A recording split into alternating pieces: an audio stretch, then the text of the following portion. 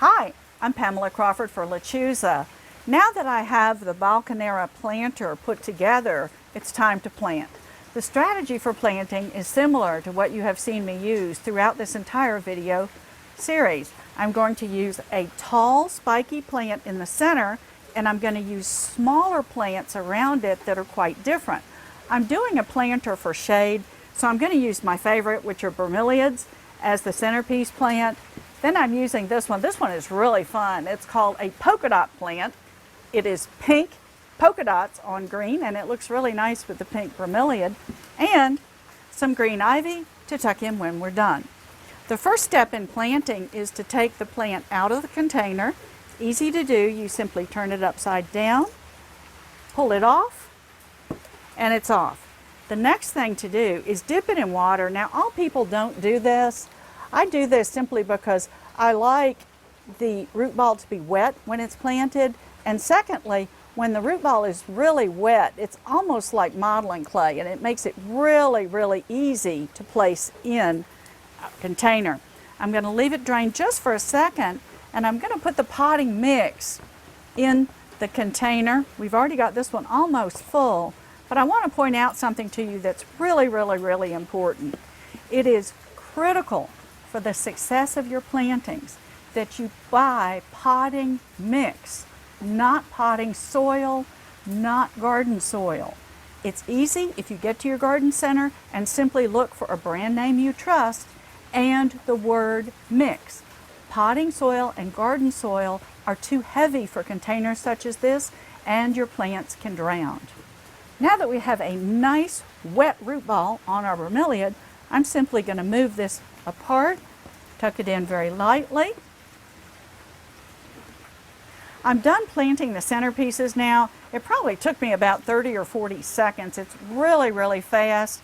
The second thing I'm going to do is take these little polka dot plants and tuck them along the front. And what I'm doing is leaning them against this front edge a little bit just to soften it. Our front border plants are now planted, nicely tucked over the edge, and I'm going to use the ivy to soften up the edges here, really in the corners. Once again, dip it in water, move back my potting mix a little bit, tuck my ivy in, take another ivy, do exactly the same thing on the other side, plant another ivy.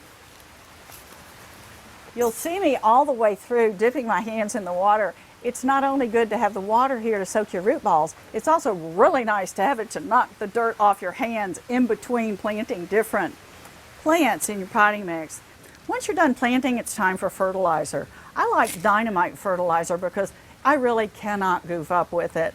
You can't burn the plants with it. It's very hard to put too much. If you put a little bit, not enough, then it's still okay, because it always seems to work. So all you do with this is put some in your hand like this and sprinkle it over the potting mix.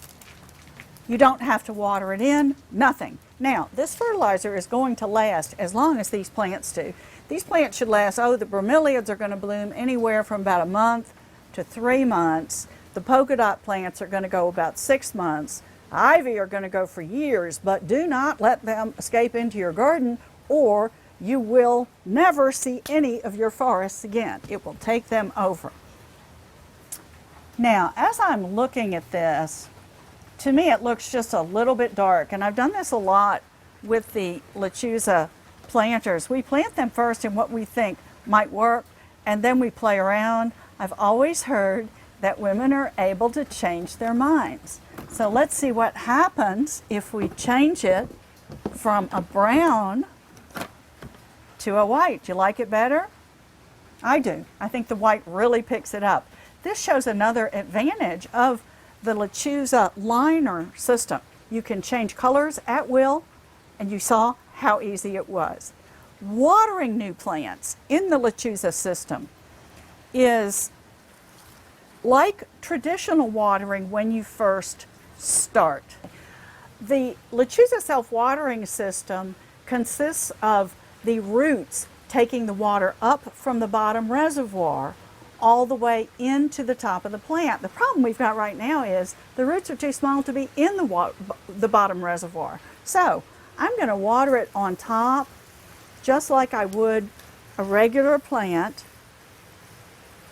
I was really careful about this when I first started, and notice when I'm watering that I'm covering all of the potting mix. I have the hose on a very gentle spray. I do not want to blow the little plants out of the pot. And notice as well that I'm really aiming the water at the roots of the plant where they need it, not spraying them all over the leaves. I don't know exactly how long it's going to take these roots to grow down into the bottom.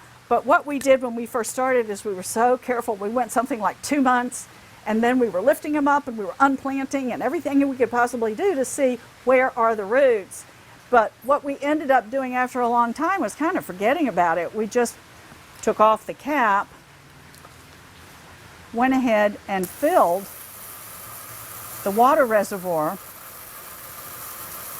And when it was the dead of summer and it was really hot outside, we just never seemed to have to water it on top again. But watch your plants pretty closely when you first start, because you want to be sure that they are getting the water that they're going to need. Watch that little water indicator go up. As the water indicator goes up, you know that the reservoir is filling. I'm going to put this container on the inside of my house. These plants are all good for pretty deep shade.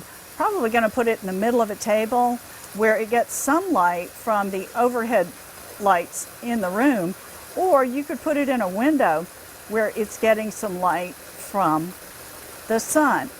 The most important thing about these containers is that you really enjoy them and you enjoy the beauty that you can get without having to work very hard.